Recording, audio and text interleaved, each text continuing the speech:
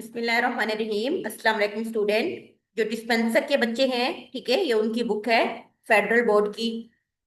तो इसमें हम जो है ना डिस्पेंसर का पढ़ेंगे। तो डिस्पेंसर की बुक में बेटा ये आपके कुछ टॉपिक्स हैं। जैसा कि सबसे पहले कोर्स कंटेंट में इंट्रोडक्शन है, उसमें responsibility of dispenser, health care system in Pakistan and कुछ बेसिक टर्मिनोलॉजीज है, ठीक है, ये आपने कवर करना है। और सेकंड हमारे पास कुछ सिस्टम है और उससे एसोसिएटेड कुछ डिजीज है, ठीक है, जिस तरह हमारा रिस्पायरेटरी सिस्टम है, इसमें ये डिजीज के बारे में पढ़ेंगे। उसके बाद कार्डियोवैस्कुलर सिस्टम है, ठीक है, और इस तरह हमारा जीआईटी, ये वो सारे सिस्टम हमारे पास है, ठीक है। तो इसमें ये कुछ है, ये सवाल है बेटा। इसमें आपने सबसे पहले आपने ये करना है, आपकी बुक में लिखा हुआ है कुछ ड्यूटीज होती हैं डिस्पेंसर की। रिस्पॉन्सिबिलिटी क्या है, इसमें ये कुछ पॉइंट्स हैं आप लोगों ने करने हैं कि मेडिकेशंस को पेशेंट के लिए, ठीक है, उसके स्टॉक को मेंटेन करना, और इंजेक्शन कैसे लगाते हैं पेशेंट को, ये उसके काम होते हैं। नर्सों की हेल्प करना, आरएचसी रूरल हेल्थ सेंटर्स में एंड बेसिक हेल्थ यूनिट्स में, ठीक है, ये उनके कुछ काम है। ओपीडी, जो पेशेंट्स होते हैं बेटा, आउटडोर पेशेंट होते हैं, उनकी फी कलेक्ट करना, इक्विपमेंट्स को स्टीराइल करना, हेल्थ एजुकेशन में हिस्सा लेना, ये सारे डिस्पेंसर के काम होते हैं। उसके बाद टेक्निकल रिक्वायरमेंट क्या होनी चाहिए बेटा, जो डिस्पेंसर हो तो उसको पता हो कि उसने पीपी अपरेटस जो होता है खास तौर पर उसको कैसे यूज करना है, उसको मेंटेन कैसे करना है। अगर कोई थर्मामीटर है तो उसको उसने कैसे यूज करना है, ड्रेसिंग ट्रॉली को उसने कैसे मेंटेन करना है, और मुख्तलिफ मेडिसिन के रजिस्टर का रिकॉर्ड कैसे रखना है, ठीक है। डीएच बेटा डिस्ट्रिक्ट हेल्थ, ठीक है, इंस्टीट्यूट जो होते हैं, सिस्टम एचएमआईसी हेल्थ मैनेजमेंट, ठीक है, सिस्टम्स जो होती है इंफॉर्मेशन सिस्टम, उनको कैसे मैनेज करना है, ये सारी चीजें उसको पता हो। ड्रेसर के तौर पर उसकी, अगर वो क्योंकि ड्रेसिंग वगैरह करता है, कोई जख्म है उनके लिए, तो उसकी क्या ड्यूटीज होनी चाहिए, ये लेने आपको पता होनी चाहिए। स्टोर कीपर के तौर पर अगर काम कर रहा है डिस्पेंसर, तो उसकी क्या रिस्पॉन्सिबिलिटीज होनी चाहिए, ठीक है, ये सारी चीजें जो है ना आप लोगों को पता होना चाहिए। उसके बाद ये है बेटा नेशनल हेल्थ पॉलिसी 2011 की कुछ प्रायोरिटीज होती हैं, और उसमें उन्होंने कुछ मिनिमल डेवलपमेंट गोल्स दिए थे कि एज ए डिस्पेंसर आप लोग क्या कर सकते हो, कि वाइड स्प्रेड कम्युनिकेबल डिजीज को कैसे रोकना है, हेल्थ केयर सिस्टम में जो इनएडिक्यूरीज हैं, यानी कि जो चीजें अभी आइडेंटिफाई नहीं हुई या वहां की क्या रिक्वायरमेंट है, उनको कैसे मैनेज करना है। डिस्ट्रिक्ट हेल्थ केयर के ऊपर कौन से प्रोफेशनल हैं जिनकी डेफिशिएंसी है, उनको हमने कैसे रिमूव करना है, ये सारे कुछ गोल्स थे, ठीक है, वो भी फिलफिल करना आपका काम है। इसमें आप लोगों ने ये देखना बेटा, ठीक है, रिस्पॉन्सिबिलिटीज वगैरह मैंने आपको बता दी हैं। और बाकी आप लोगों ने इसमें इसको आप लोगों ने एक दफा रीड कर लेना है कि ऑडिट्स क्या होते हैं, ठीक है। मेडिकल ऑडिट्स, ऑडिट्स का मतलब होता है बेटा किसी भी हॉस्पिटल के अंदर किसी भी जगह के ऊपर जाकर विजिट करना, और फिर वहां पे मौजूद जो स्टाफ होता है, वहां का जिस तरह की मशीनरी होती है, ठीक है, वहां के जो फील्ड होते हैं, वहां के जो डिपार्टमेंट्स होते हैं, उन सबको चेक करना होता है कि कौन से डिपार्टमेंट्स में क्या काम हो रहा है, ठीक है, उसको हम ऑडिट्स कहते हैं। इसमें आप लोग ये एक ऑडिट साइकिल कर लेना कि इसमें कौन कौन से स्टेप्स होते हैं। जैसे सबसे पहले टॉपिक सेलेक्ट करके जाते जो टीम होती है, फिर उसने अपना क्राइटेरिया सेट किया होता है, फिर उस क्राइटेरिया के अकॉर्डिंग वो अंदर जाते हैं, वहां का डाटा कलेक्ट करते हैं, फिर उसको वो एवेलुएट करते हैं, यानी कि मीन उसको एनालाइज करते हैं। फिर उसके अंदर जो जो डेफिशिएंसीज होती हैं ना, वो फिर आगे जो होती हैं वो उसमें कवर करते हैं, और फिर उनको वो नेक्स्ट जो होती है सेकंड डाटा के टाइम देते हैं, फिर वो आके दोबारा मैच करते हैं। इसमें आप लोगों ने ये फ्लो चार्ट देखना है।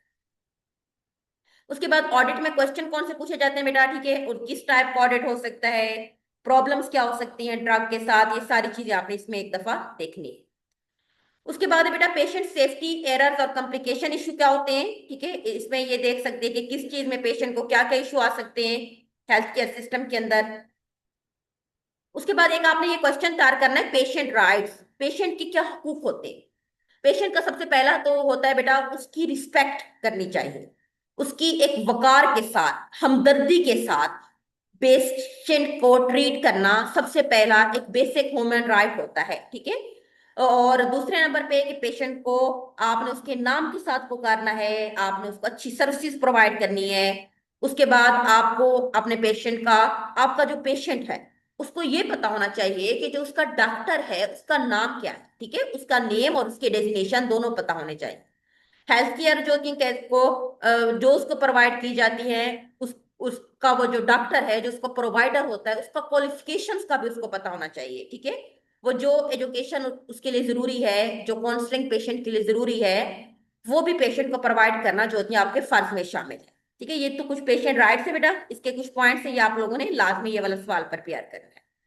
उसके बाद नेक्स्ट एक क्वेश्चन होता है कि वर्क प्लेस के ऊपर कुछ एथिक्स या जेंडर्स जो होती है, हरेसमेंट्स वगैरह हो सकती है, वो कौन सी हैं। ठीक है, इसमें आप लोगों ने इसको देख लेना, अजीब से गेस्चर्स, पेशेंट के बिहेवियर वगैरह, ठीक है, ये सारा इसमें ये होता है। नेक्स्ट हमारे पास है कुछ पॉसिबल हैजर्ड होते हैं हॉस्पिटल के अंदर, किस तरह के हो सकते हैं, ठीक है, और उनको हमने प्रिवेंट कैसे करना है, ये आप लोगों ने देखना है कि बायोलॉजिकल हैजर्ड कौन से हो सकते हैं, फिजिकल हैजर्ड्स, केमिकल होते हैं कुछ, ठीक है, उसमें ये सारे हैं, ये आप लोगों ने ये वाला क्वेश्चन भी प्रिपेयर करना है। नेक्स्ट हमारे पास क्वेश्चन है बेटा, HIMS health information and management system क्या होता है, कि हमने एक पूरी जो हेल्थ सर्विसेज के अंदर हमारा जो एक सिस्टम होता है उसको हमने कैसे मेंटेन रखना है, हमने मेडिकेशन को किस तरह से कलेक्ट करना है, हमने उनको फर्दर प्रोसीड कैसे करना है, हमने उनको एनालाइज कैसे करना है, ये सारी चीजें इसके अंदर आती है। ठीक है, ये आप लोगों ने देखना है। इसके कंपोनेंट्स क्या होते हैं, इसका सोर्स क्या है, इसके एडवांटेजेस डिसएडवांटेजेस, ये सारा HMIS में आता है। उसके बाद ऑब्जेक्टिव क्या होते हैं बेटा इसके, ठीक है, HMAS के, हमने हमारा मकसद जो होता है पेशेंट्स को हमने अच्छी जो होती है केयर प्रोवाइड करना, इसका हमारा मकसद होता है। ठीक है, अच्छा ये चीजें है नहीं आप लोगों की करने की। ठीक है, बुक में ये कुछ दिए हुए हैं बेटा, इसको आप लोगों ने लीव कर देना है। और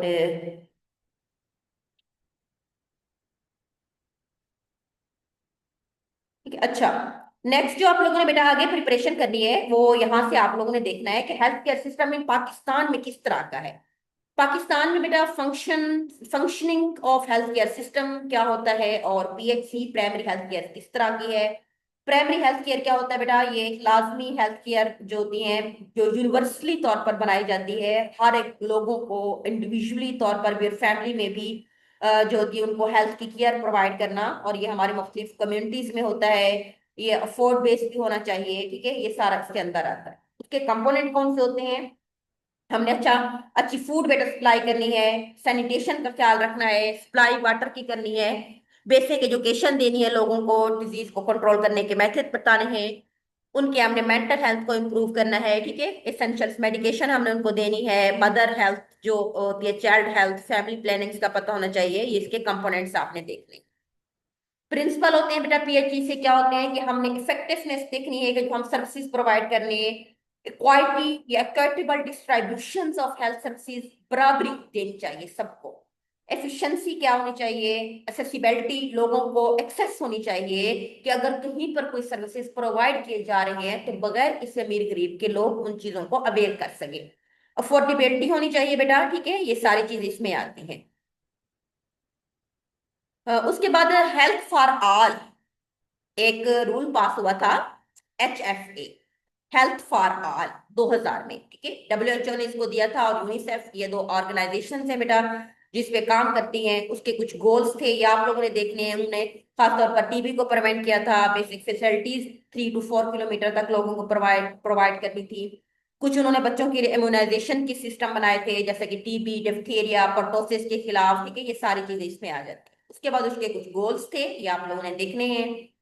मेजर इसकी कॉज क्या थी, हेल्थ प्लानिंग साइकिल्स क्या होता है बेटा, ठीक है, इसके आपने ये कुछ स्टेप्स देखने हैं, कि कम्युनिटी की हमने असेसमेंट करनी है, एग्जिस्टिंग हेल्थ सर्विसेज को असेस करना है, हेल्थ और डेमोग्राफिक हमने सर्वे करना है। ठीक है, ये सारी चीजें इसके अंदर आती हैं। आइडेंटिफिकेशन प्रॉब्लम्स को हमने आइडेंटिफाई करना है, उनको हमने सोल्यूशंस देखना है।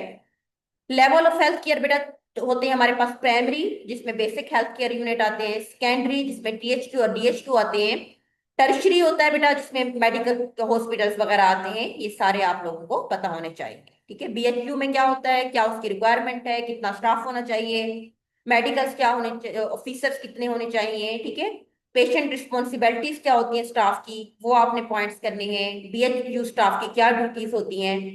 RHC रूरल हेल्थ सेंटर्स क्या होता है बेटा, उसकी क्या फैसिलिटीज होनी चाहिए, सर्विसेज वो क्या प्रोवाइड करता है, ये सारी चीज इसमें आपने देखनी है। और उसके बाद THQ तहसील हेडक्वार्टर हॉस्पिटल्स जो होते हैं वो क्या होते हैं बेटा, DHQ क्या है, इन दोनों में क्या फर्क है, टीचिंग हॉस्पिटल क्या है, इन तीनों में आपको डिफरेंस पता होना चाहिए। ठीक है, WHO क्या होता है बेटा? वर्ल्ड हेल्थ ऑर्गेनाइजेशन की एक एजेंसी होती है जो पूरी दुनिया में ओवरऑल जो पब्लिक हेल्थ होती है उसको डील करती है, ठीक है। ये इसके बारे में आप लोगों ने देखना है कि ये क्या हेल्थ पॉलिसीज बनाती है, उसके क्या एम्स है, इसके क्या ऑब्जेक्टिव्स हैं, ठीक है। प्राइवेट सेक्टर्स क्या होते हैं, उसके रेगुलेशंस क्या है, प्राइवेट और पब्लिक में किस तरह टीम वर्क स्किल्स क्या होती हैं, प्रोफेशनल स्किल्स का आपको पता होना चाहिए, कम्युनिकेशन स्किल्स का, कम्युनिकेशन होती क्या है, ठीक है, स्ट्रेटजीज क्या होती हैं कम्युनिकेशन स्किल को अचीव करने के लिए, ये सारी चीजें इसके अंदर आती हैं। डिसीजन मेकिंग स्किल्स क्या होती है बेटा? किस तरह आपने डिसीजन मेकिंग, आपके पास टिप्स होनी चाहिए, तो ये सारा इसके अंदर आता है। नेक्स्ट हमारे पास है बेटा इम्यूनिटी एंड इम्यूनाइजेशन, जिसमें हम ईपीआई एक होता है, expanded programme of immunisation. Immunology क्या होती है बेटा? जिसमें हम इम्यून सिस्टम क्या है, वो डिजीज के अगेंस्ट हमारी कैसे प्रोटेक्शन करते हैं, इसमें हम ये सारी स्टडी करते हैं। इम्यूनोलॉजी को हम कहाँ यूज करते हैं बेटा, ठीक है। इम्यूनिटी क्या है, क्लासिफिकेशन इम्यूनिटी की क्वेश्चन आपने प्रिपेयर करना है। एक्टिव होती है बेटा, पैसिव होती है, एक होती है इनेट और एक रिक्वायर्ड होती है। इनेट वो होती है जो बाय बर्थ हमें मिलती है, और रिक्वायर्ड जो बाद में हमें कोई डिजीज होती है तो उसके अगेंस्ट हमारा इम्यून सिस्टम उस इम्यूनिटी को डिवेलप करता है, ठीक है। कुछ आर्टिफिशियल होती हैं इंपॉर्टेंट, कुछ टर्म आपको पता होना चाहिए बेटा। एंटीजन क्या होता है? कोई भी सब्सटेंस जो हमारी बॉडी में आता है, कोई डिजीज का करते हैं उसको हम एंटीजन कहते हैं। इसी तरह हेपेटिन क्या होता है? ये स्मॉल मॉलिक्यूल्स होते हैं जो हमारे इम्यून सिस्टम को स्टिमुलेट करता है। एंटीबॉडीज जो हमारा इम्यून सिस्टम बेटा बनाता है, प्रोटीन इन नेचर होती हैं और ये किसी भी डिजीज के अगेंस्ट बनाता है। वैक्सीन्स क्या होती हैं? हम सबको पता है कि बायोलॉजिकल सब्सटेंस होते हैं जो इम्यून सिस्टम को हम स्ट्रॉन्ग करने के लिए देते हैं, किसी भी डिजीज के अगेंस्ट प्रोटेक्शन करने के लिए, ठीक है। वैक्सीनेशन, वैक्सीन लगाने का पूरा प्रोसेस होता है। इम्यूनाइजेशन, इसमें एक्टिव और पैसिव इम्यूनिटी वैक्सीनेशन हमारे इम्यून सिस्टम को स्ट्रॉन्ग करने के लिए दी जाती हैं। कौन सी डिजीज होती है जिसके खिलाफ हम वैक्सीन देते हैं बेटा? जिस तरह रेबीज, हेपेटाइटिस बच्चों को, पोलियो वगैरह, इस तरह के ये कुछ डिजीज हैं, ठीक है। उसके बाद हेड इम्यूनिटी क्या होती है बेटा? जो एक कम्युनिटी बेस्ड हमने जो इम्यूनिटी प्रोवाइड करनी होती है, ठीक है, ये आप लोगों ने इसमें इसको प्रिपेयर करना है। इम्यूनाइजिंग एजेंट क्या होते हैं बेटा? उसमें वैक्सीन होती हैं, मोनोग्लोबन जो ये एंटीबॉडीज है, बेसिकली एंटीसीरा होता है, ठीक है। इन तीनों में क्या फर्क है, ये चीज आपने देखनी है,